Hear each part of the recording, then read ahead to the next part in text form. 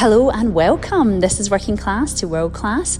But before we go any further, I do have a little favour of you. If you could hit that follow or subscribe button, then that would be a massive help. Thank you. In this episode, I chat with a lady who holds a senior position in the banking and marketing world. She comes from humble beginnings and proves that if you stumble upon something you're good at, that can be the beginning of a solid career. Breaking through the barriers of adversity. I'm Lynn Lester, and this is Working Class to World Class. Emma, welcome. Thank you for joining me today in this episode. I hope you're up for talking about your history and your past. Always up for it, I promise. Well, before we kind of get into it, obviously the theme of this is working class to world class, where, we talk about people's journeys from that kind of humble beginning to where they are now and how the heck did they do it. So to kick us off, can you just tell everyone who you are and also what you do? Yeah, no problem. So it's Emma Springham. I'm the Chief Marketing Officer at TSB. And what that means is that I look after a team of around 140 people, and we look after all marketing channels. So whether that be market insight or research, all the way through to web, TV, social media, etc. Wow, you said that so casually. I just look after, just 100 people. It's no biggie. That's the bit I love, though. I love the people side. I love the leadership. I like making a difference in people's lives. Yeah. Yeah, well, I'm sure you do. And obviously that's a lot of accountability, isn't it? Over 100 people. I mean, that's a lot of people to look after. Yeah. The stress every day. So obviously, within the kind of marketing sector, that's a pretty huge job. It's very substantial. But, I'm sure when you were growing up, that's maybe not where you thought you would be. So we're going to take a sort of time stamp back to when you were a child, I guess. And it'd be really good to understand where you were born and brought up. Yeah, so I was born in Bexley Heath in Kent. So that was where I was sort of born and bred. And I was raised for the majority of my childhood in that area. So that's where I was born and bred. Geez, I have no idea where that is, so I'm not even going to pretend. So where is that on the map? Have you heard of Bluewater? No. The shopping centre? No. Okay. Oh, yes, you have. Yes. Shopping centre. I'm 10 minutes from Bluewater Shopping Centre, which is very dangerous when you've got twins. Yes. Oh, wow. Yeah, no, I can imagine. It's very dangerous for myself, let alone if I had twins. I do have a son, and he can be very expensive as well, so I get it. And so when you were brought up, were you born into a big family, or, what's your sort of sibling situation? No, it's very small, actually. I come from a very, very small family. So mum and dad still together, which is amazing. And I've got one sibling, which is an older brother. He's about 5 years older. And then my grandparents were all in the area as well. So we grew up sort of seeing our grandparents on both sides, but, a couple of uncles and aunts, and that's about it, really. So I've got a very small sort of immediate family. And then I've got a little bit of Irish side, which then sort of expands out into the masses, which is wonderful. I can imagine. I'm quite jealous when you say you saw your grandparents. But when I was born, both my grandparents from both sides weren't alive. So I grew up in life not knowing what it was like to have grandparents, although I had people that I called granny or different things. But yeah, so that must have been really nice, I guess. From your childhood. Oh yeah, I feel really lucky. And I was very lucky because it wasn't till sort of 30s, 40s that they passed on. So I had a really good sort of chunk of time, getting to know them and them influencing my life.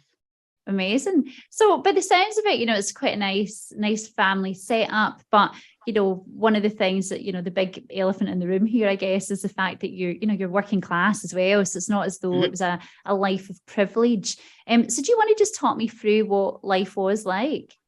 Yeah. For me, it was both my parents' work. So they always instilled into us that you had to work. And my dad was the type of person, he started off at British Telecom and he was up the poles, as an engineer.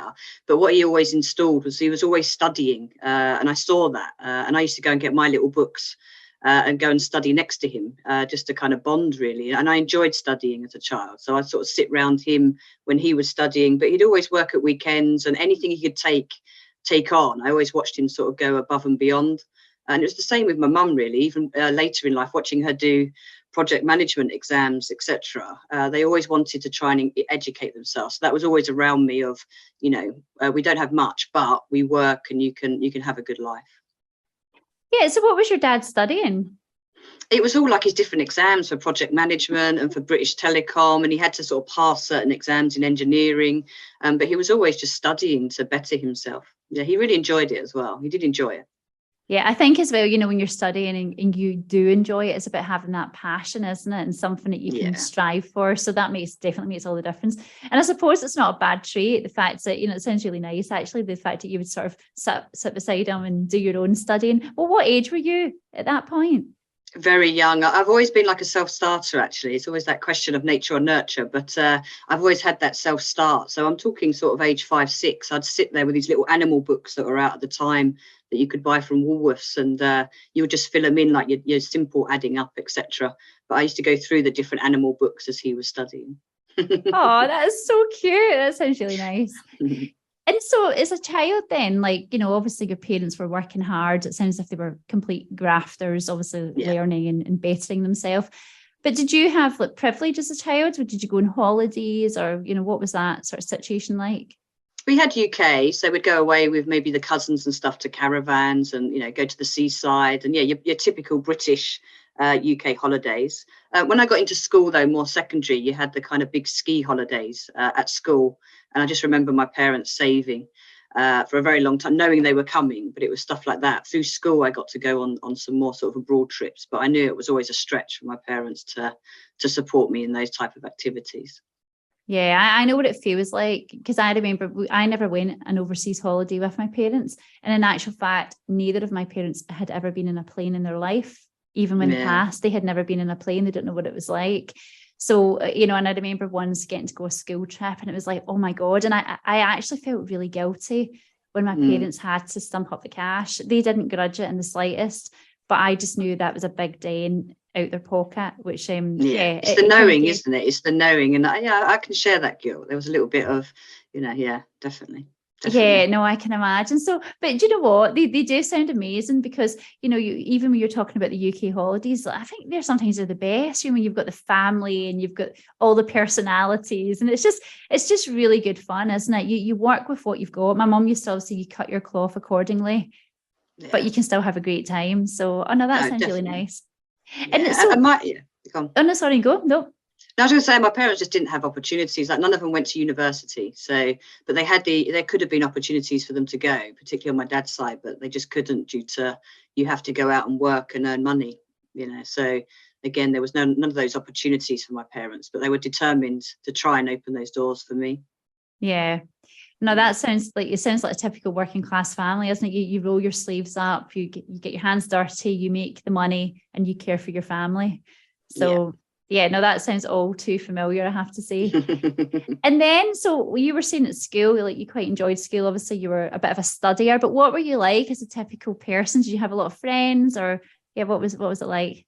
Yeah, I was a huge tomboy, so complete tomboy. Loved sport, so I was the captain of a lot of sport. And that just made you just create friendships. And I think I've taken a lot of those learnings today into my leadership of leading people. But I just loved it. I love sport. It's a natural thing for me.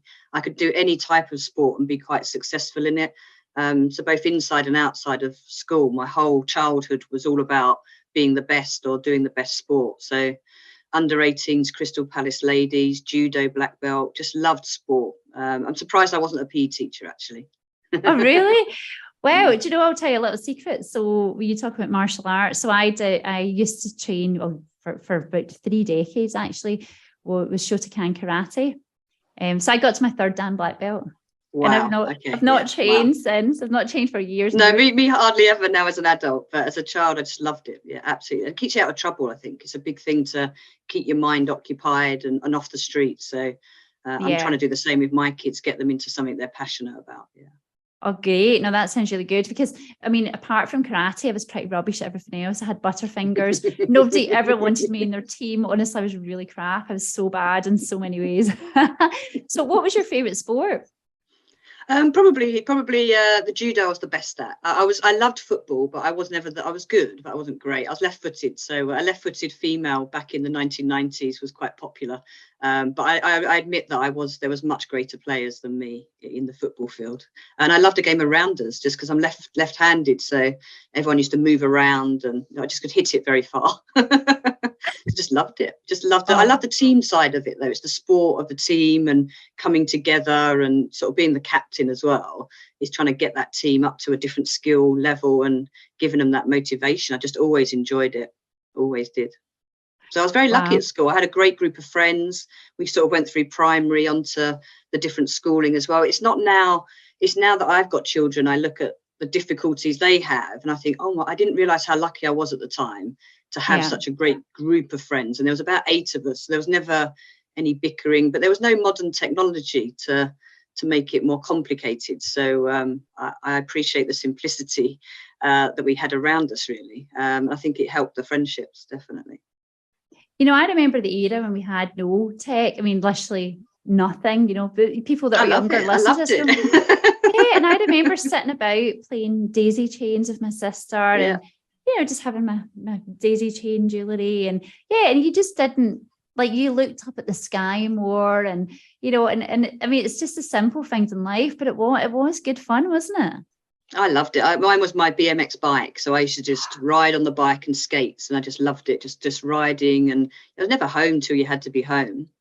Yeah, well, you were out, and I was saying that to someone else in an interview. I always remember getting put out in the morning with whether it be my nieces and nephews or my friends or whatever. And when I say nieces and nephews, we're all similar ages.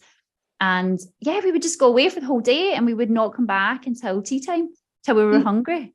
Yeah. And that was it. So, well, I mean, it sounds, so the fact that you were great at sport, I mean, I'm pretty jealous because, as I say, I wasn't very good apart from my martial arts. And then, you know, I guess that was a way, certainly in our school, to fit in. So did you find you were really accepted because you were quite good? Yeah, no, the sport, I think, just helps you, you know, and I didn't realise at the time, but it just gave me that. And also doing judo, it just, my team was quite renowned for bullying. It was a state school renowned for bullying, and it just kept me protected. And I just felt, very safe, I guess. But I think the sport definitely helped. Definitely. Yeah. And I wasn't the cleverest. I was never the best of the class, or I had to extra work and I'd study extra hard to get those, you know, half decent grades. Yeah.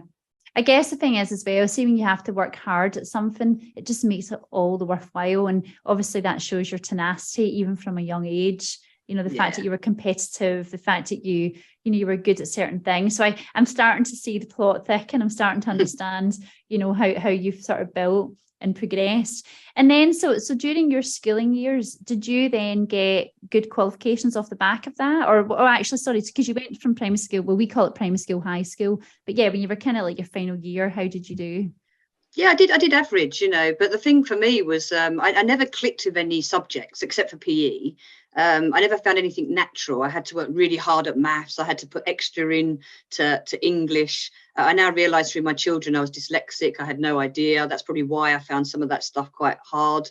But then my dad said to me, when you're doing your GCSEs, choose business studies. And I'd never done business studies. And I just thought, okay, I trust his advice. So I chose it.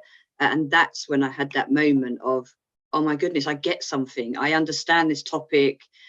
I'm enjoying it. It was giving me energy. And I just got this buzz from learning, because computers had just come out as well. So PowerPoint had just been launched and you got to play with PowerPoint. And I just loved it and it felt natural. And that's what I try and say to my kids is, you won't be great at everything, but when you find something, it just clicks. There'll just be something that clicks. If you find it easier than other, you just know it's right for you, but you won't be great at everything. We can't be.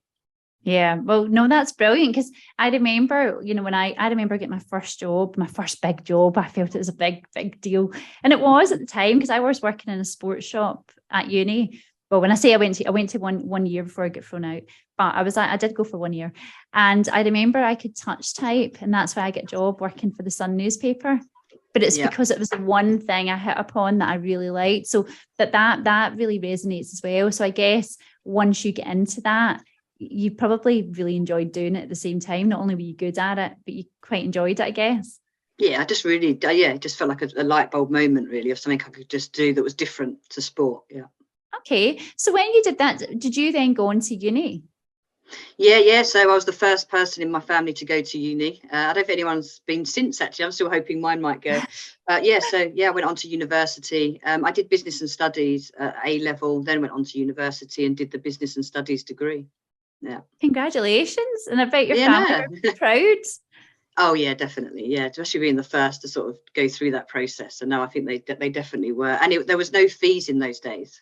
So it made it accessible because there was no Yeah. university fees. I was one of the last years, I think, that came through that process. But if there had been fees, I think it would have been a very different story. But I did work all the way through university. Yeah. What were you doing?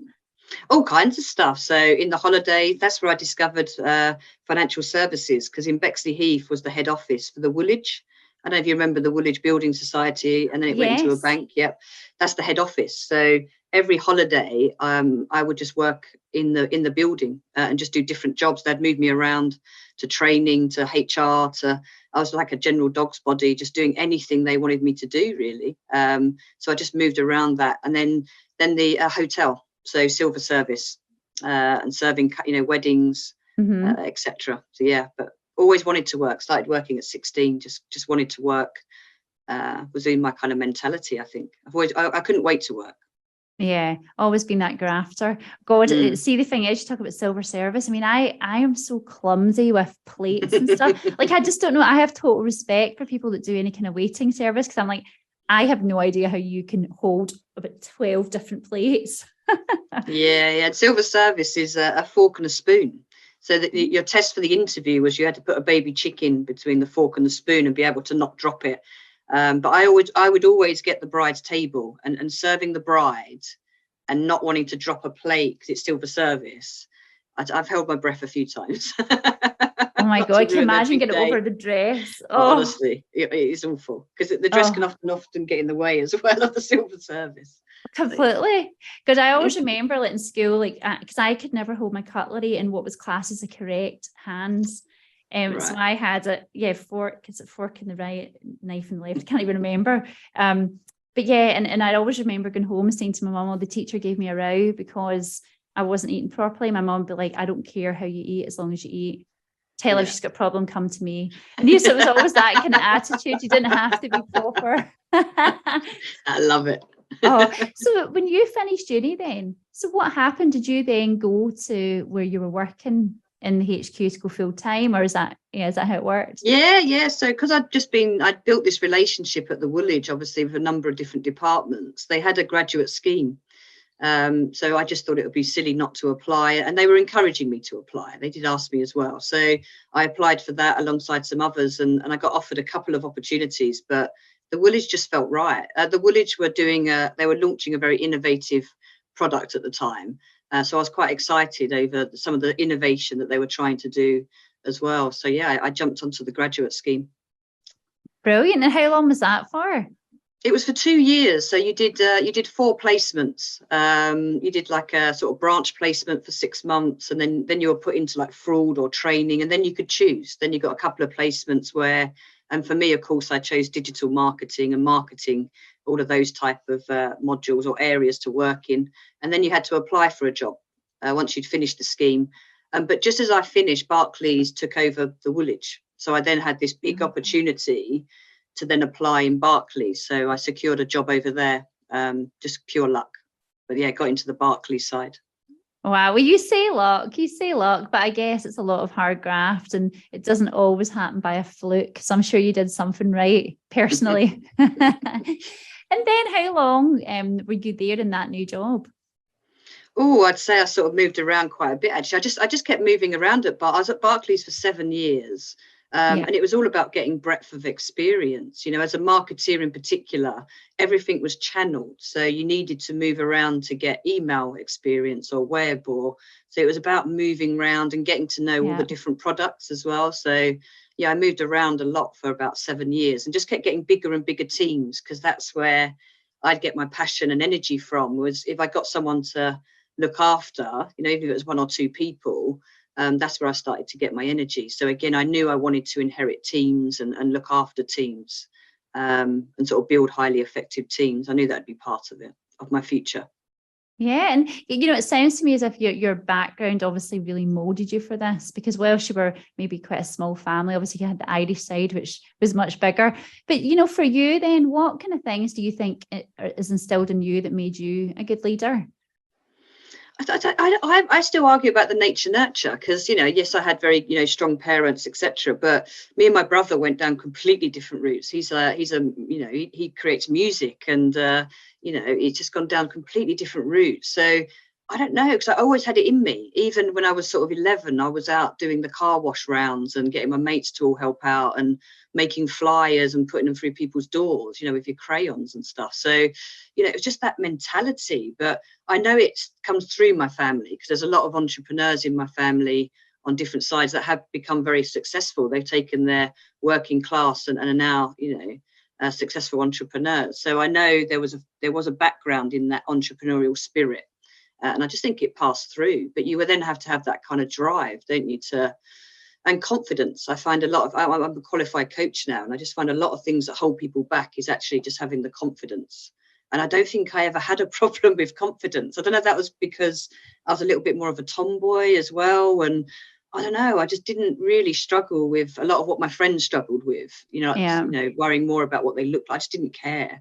I've always been like, well, I've been born, with this. I feel very lucky that I'm healthy, and I just don't care. So I don't know. I think it's something, fire in your belly, I call it. Yeah, fire in your belly. I think that's such a good way to describe it. And I think, from what you're saying, I guess the sporting impacts, on your life, the fact that I guess you've got to be confident and be a front runner, doing what you were doing. So yeah, no, that all kind of makes sense. And then how do you think your colleagues would describe you? I would say entrepreneurial, definitely, because it's always thinking outside the box, bringing new stuff in.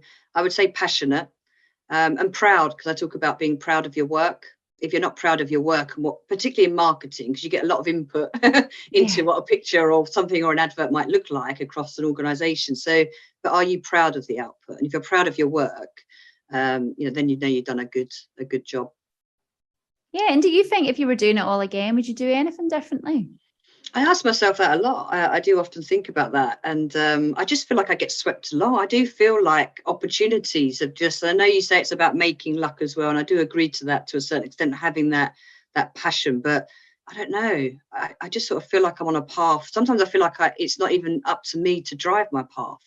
And sometimes ask the question of, is it, if you just sit back, is it still going to happen? Because I don't know. Sometimes it just feels like it does sometimes. It's very strange. Yeah, no, because I kind of believe in kind of karma and serendipity as well. And I always think, good things will happen, hopefully, to good people, which, sometimes works out, sometimes doesn't. But I do think you get something in that. And do you think, is there certain kind of, I guess, values from being working class that's helped you be driven? So we're talking about your school, but what about your actual values as a person? I think for me, it's always been like things like integrity. My dad's always been that, it's always been that type of, you've got to have integrity in life. And, if you take away integrity, you lose everything. It's a bit like being a leader. If you lose your integrity, that's it. Your trust is gone. So I don't know. I just think there's a bit of a, but you mentioned karma. And again, I'm a big believer in, if you give something out, something else better, and it's all that. I do believe in a lot of the, what you put out there. And the vibes that you put out there.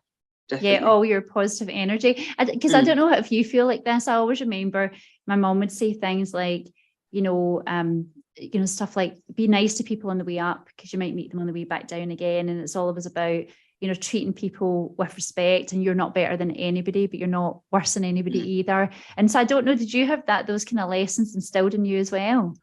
I don't think they were mentioned to me, but I'm a real believer. I say it to my teams I say everyone's human. I don't care about the grade, actually. And I learn off people every day. And, I can learn off a receptionist tomorrow. You just don't know what information you're going to be given. So, but but I always say, it's everyone's human, everybody, no matter of anything. Definitely. Absolutely. Even in marketing, it's funny because it always made me laugh. During especially the last 2 years, a lot of marketers would say things like, we're marketing to humans. It's not B2B and it's not B2C. It's human to human. And it's like, well, it really took you all this time to figure that out. Funny that. True. And do you think, as well as obviously you've got to promote product and different things, but do you think the fact that you were brought up the way you were, do you think that helps you in your job as a marketer?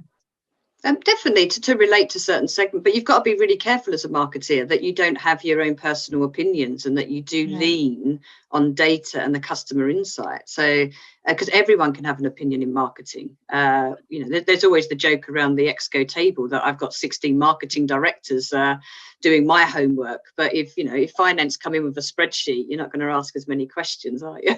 Yeah, that is true. But it's part of the job. It's part of this job that you've got to take people along with you, but using insight and data, that's what I always fall back on, is with the voice of the customer. What are the customers telling us? Yeah, I think as well, to be marketing, I think to an extent you've got to be quite thick-skinned, because as you say, everybody has an opinion, and boy do they. So you have to then take all that feedback and do what you may with it. But I guess you've got to, as you say, maybe it was being like maybe a tomboy and being sporting type. I guess you have to have that sort of robust mindset. Yeah, I've definitely got that kind of, once you get knocked down, you get back up. A funny story to tell you, and this is how, when you can get knocked down, is obviously I'm hugely ambitious as a graduate on the Woolwich scheme. I get asked to look after a branch. So all the graduates go off to a branch, and they all start at the beginning of, how to be a cashier. And, they're just getting trained up across different roles across the branch. Because I'd been in the Woolwich before, not that I'd ever been in a branch, they decided that they would give me the lowest performing branch and make me the branch manager. So I've turned up as a very young, spotty, fresh out of a university to a very, to a branch. And these women were not impressed that there's a underqualified, and too right, I was underqualified to do that job at their branch, but it was the most underperforming branch. So they just thought, well, let's just have a go. So I went in, but I was just really honest. I said to them, look, I'm not here to stay. I don't want your jobs. I don't want to be a branch manager. I'm just here to learn.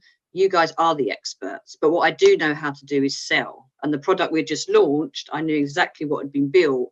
So I said, what I can bring to the table is the sales. And we started to smash the sales out. But there was one day when two young lads walked into the branch. They had burgled a house, and they had the old passports, because it was many, many years ago, and they withdrew money from my branch. But I had come up with a really good idea 20 odd years ago to free the cashiers. Go and talk to the customers. Let's get out. Let's manage the queue. There's new technology. Let's introduce it to them. So when the fraud team came out, it looked like I knew these two young lads. So I was actually suspended on my graduate scheme and under investigation of fraud, which was the most devastating experience of my entire career. Wow, like mic drop right there. Oh my goodness. Yeah. What did that do to your self-esteem? Oh, it hit me hard, because I knew I wasn't guilty. So first of all, I've got to prove my innocence. There was that whole feeling. But I actually, because they told me I needed a couple of weeks off while they did the investigation, I just booked a flight and went abroad, and just thought I need to get out the country and just get my head away so that I can be strong enough to come back and face probably quite a difficult couple of meetings. Oh my God, it's almost like, when you go through the airport and you're not doing anything wrong, but you feel guilty going through that metal detector, and you haven't, like, you get the guilt written all over you, and you're like, but I've not done anything, honestly, I'm totally fine. So that must have been really quite horrendous. It was at the time, but they did manage it really. They did it very quick, okay. And that was the bit. And of course, I was innocent. And actually, I got them to, what I recommended was have a look at other days' footage, look at later in the day, because I'm like it with every single customer that was coming through. But they weren't used to freeing the cashiers. It's quite a normal thing now where they're out and about talking to customers. But at the time, It was like, why did you even let them leave the counters? Oh my goodness, because you just had a racket going, didn't you? You just had them all involved. Well, it increased the sales because they were talking to the customers. Yeah. That is pure madness. But you did go back then, and you stayed there. Yeah, I had to then face and go back as well. And it's also the graduates, I've met friends, you all act like friends, you go out in the evenings, but I think they just saw me as the naughty rebel. Emma, but I knew I was like being part of the gossip and that, but you just got to face these things. You just got to go back in and you have to face them. And I just think it makes you stronger. Yeah, well, what doesn't kill you definitely makes you stronger. Oh my goodness, what a good story. At least you've now got a good story to tell. Exactly. You might be haunted by nightmares forever, but you've got a great story. And so for you then, what advice do you think you might give to people, like, you know, being brought up maybe similar to what you were, maybe that, you know, they weren't good at sports, maybe they just an average normal life, but they want to do something that's cool and really ambitious, but maybe they don't know what yet. What would you recommend or suggest they think about? For me, it's keeping everything open. Like I said, you know, I say it to my children at the moment, is once something clicks and you're enjoying it, yeah, what you don't want to do is a job, because it's too many hours. Yeah, I say it to my team, you know, life's too short. I spend more time with you than I do the people I love. So I do want to truly enjoy my job and have fun along the way. But it has to click, and, you know, but you cannot get yourself into a pattern where you're getting up and you're just dreading. You know, someone once said to me, when you get to the station, when you arrive into London or wherever, and you look up and you're like, I just want to get back on that. You see the train going back. There's something wrong. Yeah, it means you haven't got that passion. There's something not there. And, you know, to me, it's finding that passion. But it's a lot of, to me, and I say it to a lot of the younger sort of graduates, is it's about your behaviours and how you behave in an organisation. Once you've got your foot in that door, it's how you behave and your attitude. Like, people react to change sometimes in such an aggressive or, you know, dismissive way. And you're like, no, you've got to understand a bigger picture. You've got to understand that there's unknowns that you can't see at your level because there's bigger pictures above you. And, you know, but you've got to go in and have those behaviours and lean in. It's a bit like people at the moment that are refusing to put their cameras on Teams. I'm like, you're crazy. You've got no brand, you know. It's like absolutely bonkers. I know that's a funny one, isn't it? The camera on and Zoom or Teams or whatever, because some of our team, like, I'm like, put your camera on, but you also then have the thin line of what happens if something's wrong and you're telling them to put the camera on, so I try and do it in a really diplomatic way. But yeah, I just think some people do hide behind the screen, and they probably do need to put themselves out there a bit more. I talk about it like when I was, you know, 5 days in a week, it's what is your brand? Yeah. So when you were going to face-to-face meetings, you didn't just think about what you were verbally saying. You had to think about your body language. Because you're in a room and you have to be present. Teams is no different though. And it's kind of like you have to build your brand in any organisation. Otherwise projects start to come along and you go, why am I not getting picked? And I'm like, well, when was you last in the office? Oh, I don't know. It's been quite a few months now. I love working from home. Oh, you're just not present. You're not there. And you get forgotten. And it's always been the brand issue, whether it's face-to-face or over Teams. I don't see the difference because people's body language on Teams, you start to see them all slouching back and hands in the hair. And you're just like, that is your body language. It means you're not showing. Yeah. I don't get it. I just think it's all about your personal brand as well as the brand you're representing. Yeah. Do you think like your personal brand is your superpower? Do you reckon? I just think it's really important that people take time to think about it. So my team, whenever I coach them, we have a marketing plan that's, you know, a process, even like the target audience. What do they think, feel and do? What do I want them to think, feel and do? Who influences them? It's the same at work with your stakeholder map. You know, who are these people that you need to network with to get your objectives done? So there's no different, but I do get my team to do marketing plans on themselves. So they have to kind of think about what's their elevator pitches, for example. You know, when you introduce yourself, you often get an opportunity to do an elevator pitch. And if they've got a new role, I'm like, this is your chance to now rebrand yourself. You know, think about stuff before you say it. Do you know, I think that is probably one of the best pieces of advice I've had on the series about, you know, your own personal brand, but also doing the marketing plan on your brand. I think that's really interesting. I've never really thought of it like that. And I think, you know, some people tuning in actually probably, I can guarantee you will be going away trying this now. Your weaknesses, opportunities and threats, oh dear. It is though, it's all of that. And your comms plan, you know, when you're trying to communicate, it might be you're using a bit of email, you might be using a bit of social these days, like LinkedIn, and there's just different comms plans. It's so much more complicated. But the one thing I say about people's personal brands is think about 3 words. You mentioned it earlier, what 3 words? And again, play with those 3 words. Are they the words you want? Would your team say 3 different words compared to the CEO or a big boss? Or, you know, what's the different words? And you'll find different groups would probably describe you in different ways. Yeah. And see, sort of taking a step back, if you think about where you came from to where you are now, do you ever look back in time and sort of pinch yourself? Yeah, sometimes. Like even with the kids, every birthday we do have a little clink to we've kept the kids alive another year. How have we done that? Because you just feel like you juggle life so fast, but they're still here and they're healthy, and we've done it again. But I just find life pushes through really fast. But yeah, sometimes I always say thank you. If I'm on holiday or something like that, and you get that downtime, I'm very grateful for the things that happen in my life. That's really nice and really humble. And it's funny when you say about the kids. I always remember when my son was born, my big thing was he's got to be happy and cared for, but ultimately I need to keep this human alive. Yeah. And so for me, it was about keeping him alive and making sure he didn't need any dental treatment until he was old enough. And then I ticked both boxes. He's fully alive and he's not had one filling yet. So very important tick boxes. I get it. Oh, totally.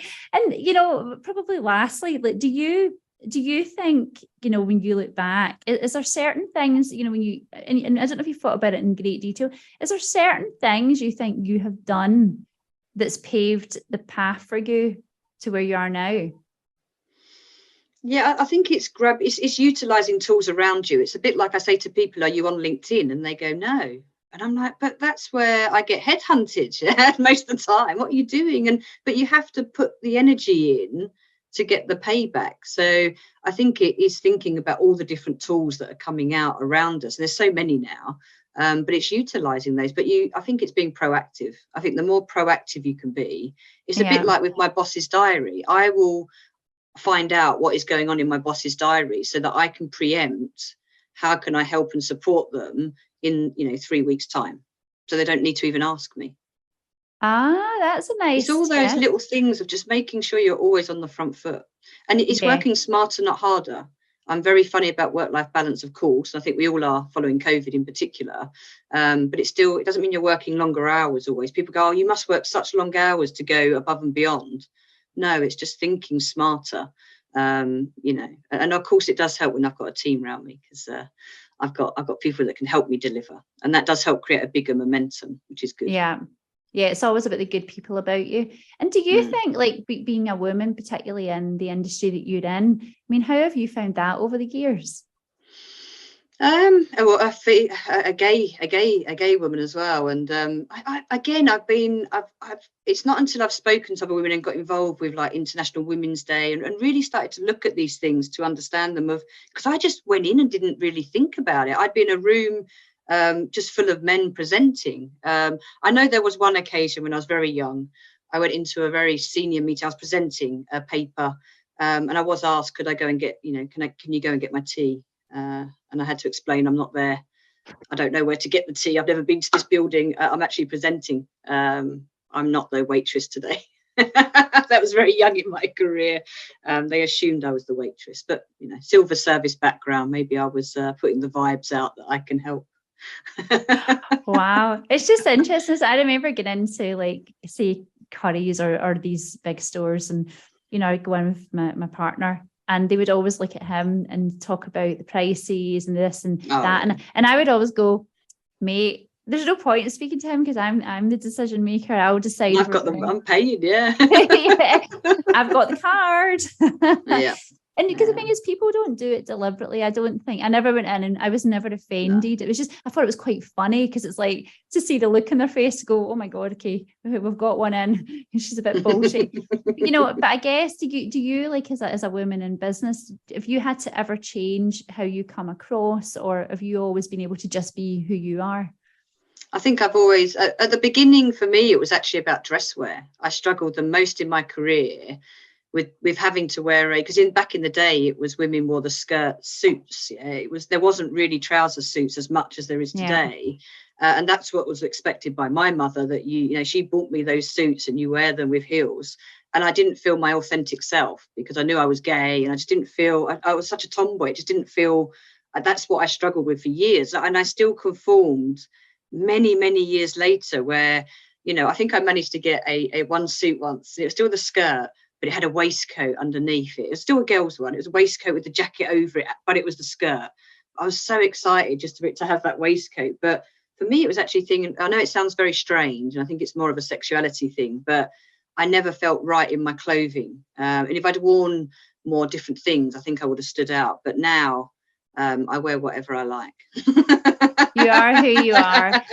Exactly. And and I keep saying it's the last thing, and then you strike more ideas. But one of the things is, have you made it quite clear in your life career that you are working class? Because there's a lot of people that hide the fact they come from a kind of humble. No, I'm very background. proud. No, in fact, I had a conversation with my boss about it, because we've got a social mobility group that have just launched. I've been helping them with their logo, and he did say that he hid it. He said he was embarrassed of it and he used to hide it. And now he's complete opposite. Because I said that, to me, if you've had, privilege, it's an easier path. So we've taken a harder path. Do you know what I mean? And he said, no, I completely look at it, in a completely different way. So, and I've also had conversations with EXCO members that are very much on the upper class. And we've had some really great conversations of just that divide and how different it is, and trying to understand the differences. So no, I'm really open. I'm open about everything to my team. I believe leaders have to show vulnerability as well. I think it gains the trust for the team to really bring their whole selves to work, and for them to be able to say it's okay, I'm not okay, and to really, make sure that their well-being is looked after. So I'm very, very open with my background. Yeah. Well, by the sounds of it, I mean, you are a pretty good leader. I can tell just from this call, the fact that you're very open about who you are as a person, regardless of what that is, and I think you're quite a frank, straight talker, which I really like. So thank you so much for today. I think it's been really inspiring. And yeah, again, another working class person that really made it to the top. So congratulations. Oh, thank you. And I've enjoyed every minute talking to you. Lovely to get to know you. You too. Thank you.